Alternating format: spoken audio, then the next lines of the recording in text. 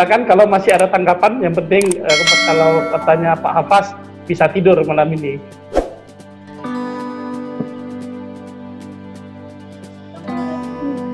Apakah boleh berkomentar?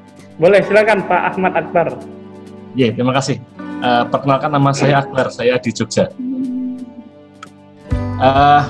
Saya melihat tadi terutama ketika saya agak terlambat sehingga saya di bagian buku tadi hanya mengikuti sebagian.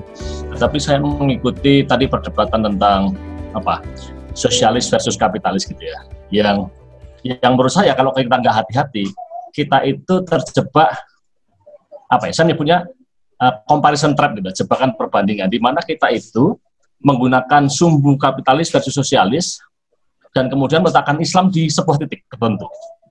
Dan langkah kita melakukan itu sudah salah dari awal. Karena kita akan kesulitan untuk menunjukkan Islam yang benar selama kita hanya menggunakan sumbu itu. Karena menurut saya, Islam itu tidak bisa dijelaskan hanya dengan satu sumbu. Jadi sumbu ya, kalau matematika itu kan ada sumbu minus, negatif ke kiri, positif ke kanan gitu ya. Atau kalau kapitalis ke kiri, sosialis ke kiri, kapitalis ke kanan. Lalu kemudian sebagian orang mengatakan, tadi juga ada yang mengatakan Islam itu pertengahan. Menurut saya nggak bisa. Selama kita pakai sumbu itu, maka diskusinya akan mutar seperti tadi. Terus-terusan berputar di situ, di mana kemudian kita hanya terjebak pada lebih dekat ke sosialis atau lebih dekat ke kapitalis. Gitu. Dan seringkali memang dosen-dosen ekonomi Islam mengajarkan juga begitu.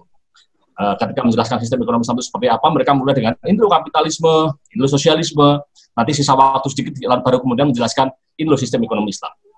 Dan selama diskusi kita begitu, kita akan selalu terjebak pada situasi seperti ini. Jadi kalau menurut saya, kalau kita mau keluar dari itu, kita harus berangkat dari Islamnya dulu. Jadi kita kalau pakai bahasa vulgar gitu ya, abaikan dulu deh sosialisme, abaikan dulu deh kapitalisme. Kita cari yang genuine Islam. Ya kebetulan saya kadang-kadang ngajar lah ekonomi Islam di UGM gitu ya. Itu saya kalau mengajarkan sistem Islam tidak pernah mengajarkan kapitalisme dulu di awal atau sosialisme dulu di awal baru belakang ekonomi Islam. Saya selalu mengajarkan itu loh sistem ekonomi Islam. Jadi kalau waktunya 2 jam, saya habiskan 1,5 jam itu untuk membahas dulu sistem ekonomi Islam.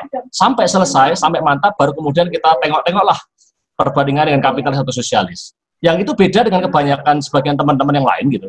Yang itu kalau punya waktu 2 jam, 1 jam pertama itu dipakai untuk diskusi kapitalisme itu seperti apa, sistem ekonomi seperti apa, kapitalisme seperti apa, lalu kemudian setengah jam kemudian dipakai untuk menjelaskan sosialisme seperti apa, lalu kemudian diskusi kapitalis versus sosialis seperti tadi gitu. Dan baru kemudian 5 menit terakhir dikatakan ini loh sistem ekonomi Islam. Yang ujungnya adalah kira-kira sistem ekonomi Islam itu pertengahan gitu. Nah selama kita begitu cara berpikirnya, kita nggak akan bisa menghasilkan sesuatu yang seperti yang kita inginkan gitu. Kita akan terjebak pada diskusi seperti tadi. Nah itu komentar saya mungkin. Terima kasih. Terima kasih Mas Ahmad Akbar. Menarik ya Pak beliau sampaikan. Kita jangan sampai terperangkap pada comparison trap. Karena kalau kita terjebak di sana, maka kita akan diskusinya akan berputar pada wilayah yang tidak ujung. Mungkin Mas Samsul Idul Adha ada komen lagi, silakan. Baik, saya sampaikan mungkin sedikit saja. Saya teringat terkait dengan perdebatan kita tadi, ada kapitalisme, ada sosialisme, kemana ekonomi swing itu berada. Saya ingat teori Nasr Hamid Abu Zaid, Muntit At-Thaqafi. Muntit At-Thaqafi ini sebenarnya teori yang digunakan sama dengan Ferdinand de Saussure, the theory of semiotics. Sebenarnya kalau kita melihat bagaimana interaksi antara teks sebagai sakral struktura atau istilahnya an-nusul al-muqaddas, teks yang disucikan, sebenarnya ada interaksi antara yang namanya itu tashkul wa tashkil. Ketika kita berbicara, ketika misalnya seperti Benedict Kohler tadi, sebenarnya terjadi interaksi antara ketika dia kondisi menghaluskan memang pasar bebas, menghaluskan pada ekonomi kapitalisme, di satu sisi lain menghaluskan sosialisme. Tapi ada tujuan ilahiyah yang lebih diprioritaskan, yang ditujukan, yang saya pernah sebut itu sebagai tasarrufat al-aqliyah, tasarrufat al-fadliyah, tujuan keadilan ekonomi, tujuan kesejahteraan ekonomi, apapun kondisinya. Kenapa saya katakan demikian? Pada dasarnya kapitalisme, tetapi negara boleh melakukan intervensi, boleh melakukan tadkhulud daulah,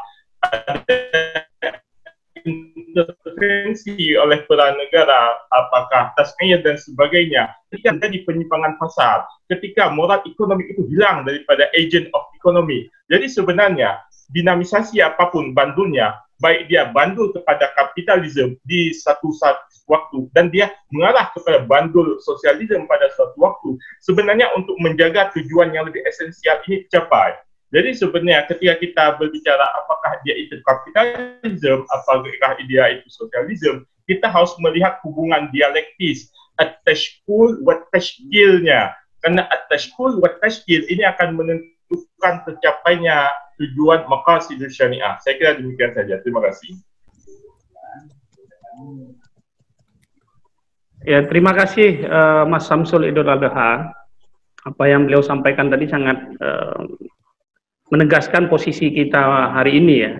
Kita berbicara tentang kapitalisme, sosialisme bukan dalam konteks pada ujungnya ya, pada ujungnya adalah bagaimana kita bisa mencari jalan untuk mencapai tujuan atau maqasidus syariah tadi.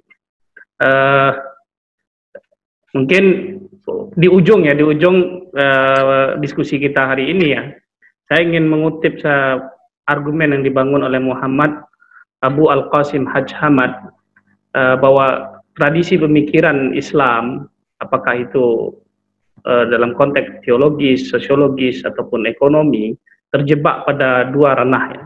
Pertama ranah muqarabat, yang kedua ranah muqaranat.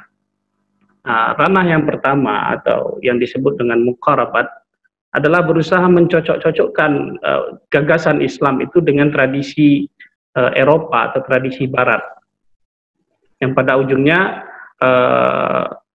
turos dianggap tidak kompatibel dengan modernitas seperti itu. Nah, di sisi lain ada juga yang mengambil jalur muqaranat, yaitu membandingkan Islam dengan Barat, yang dengan maksud memenangkan Islam itu sendiri, memenangkan turos itu sendiri.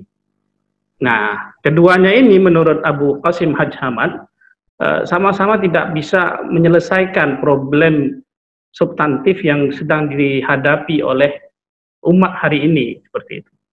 Nah, dia menawarkan dua model pembacaan yang menurut saya bisa kita elaborasi lebih jauh dalam konteks ekonomi Islam.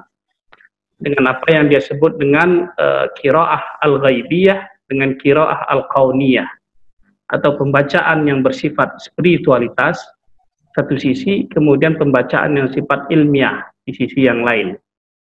Nah, dengan dua keseimbangan model pembacaan ini, Haj Hamad berkeyakinan ya, itu bisa menjadi jalan keluar bagi problem-problem tadi.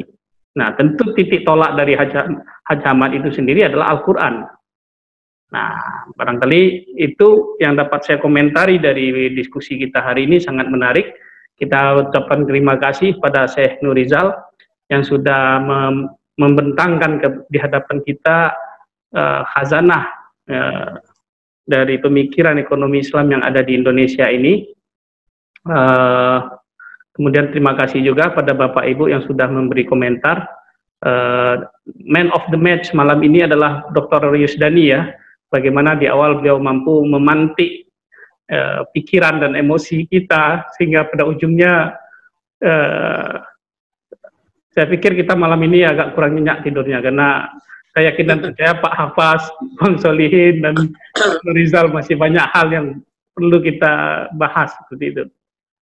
Namun kalau kata orang Minang, berdiskusi malam itu berhabis minyak, berdiskusi siang itu